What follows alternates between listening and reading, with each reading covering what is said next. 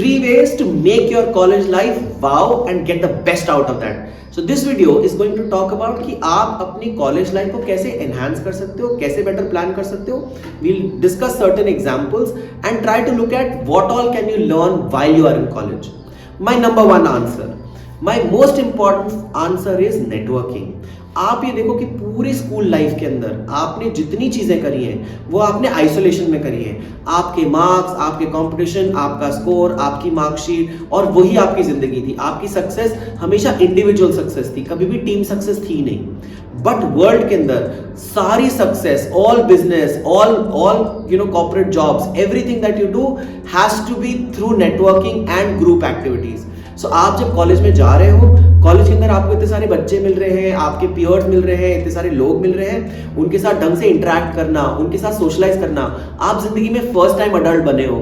और वो that's a wow experience to think about that can you now create your own network of friends, can you start judging people, knowing people, evaluate them, test them, trust them, doubt them and learn to actually discuss and figure out कि लोगों को कैसे जज करते हैं, लोगों के साथ काम कैसे करते हैं, किस तरह से अपना काम कराया जाता है, किस तरह से लोगों के साथ मिलके काम किया जाता है. And I think that's the most important skill that you can learn. To do that you should definitely take part in all the college cultural activities. You should take part in a lot of volunteering activities. You should take part in a lot of internship activities so that you come together. You should participate in all the games, quizzes, activities which go on in schools and colleges so that you can actually improve your overall networking skills. Take advantage of corporate. आप placement cell में जरूर से काम करिए क्योंकि corporate connection आपको मिलेगा. And you start building those networks which are going to go a long way. Start building your LinkedIn profile so that you can start creating a long-term network. और जब तक आप graduate करो आपके पास 5 से 10,000 LinkedIn connections होने चाहिए. So this is my first response.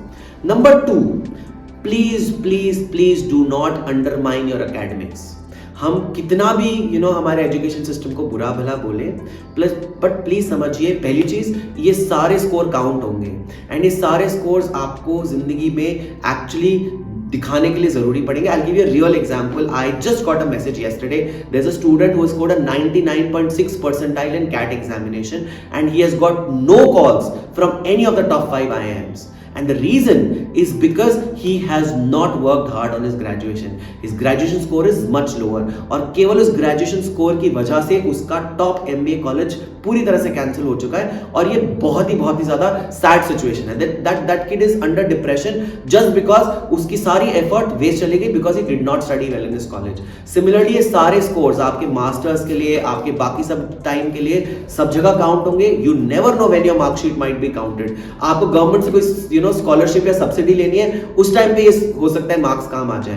And college की पढ़ाई भी कॉलेज की पढ़ाई है and there are requirements to doing this. So undermining your college studies, looking at just your seniors and saying this is just fluke and this is just nothing and not valuable is not my recommendation. I feel that all academics should be taken very seriously. Number 3, start thinking about working and planning your careers better. आपके पास, मेरे पास बहुत सारे ऐसे बच्चे आते हैं जो कि 3rd ईयर ग्रेजुएशन खत्म होने के बाद बोलते हैं बताओ क्या करना है करियर में. आप पिछले 3 साल से कर क्या रहे थे? In fact earlier you start working on your career plan, the better and more successful you will be. आपके पास जिंदगी में 3 चांसेस होते हैं जब आप करियर के 3 बड़े डिसीजंस लेते हैं. एक आप 10th के बाद डिसीजन लेते हैं, एक आप 12th के बाद डिसीजन लेते हैं और ग्रेजुएशन के बाद आपका फाइनल डिसीजन है. ये तीनों डिसीजंस जिस तरह से आप ले रहे हैं ये बहुत ही इंपॉर्टेंट फैक्टर है. फॉर एग्जांपल, अगर आप अपने फर्स्ट ईयर में ये प्लान कर लो कि मेरे को 3rd ईयर में जाके एमबीए करना है, आपके एमबीए के लिए आपको क्या क्या चाहिए? Good graduation scores, good 10th-12th marks, good CAT score, good interviewing skills, good personality, good case study solving skills.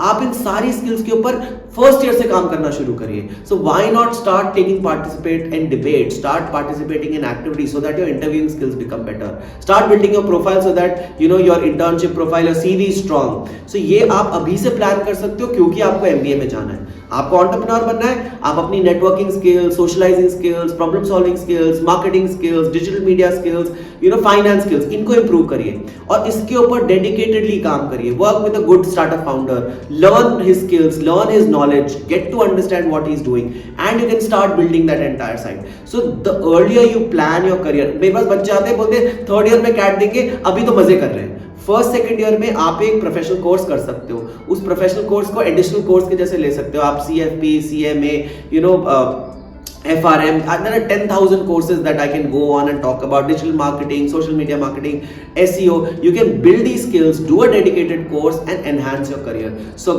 good career planning is going to go a long way, and you will be able to definitely utilize this thing. So I wish you a better college life.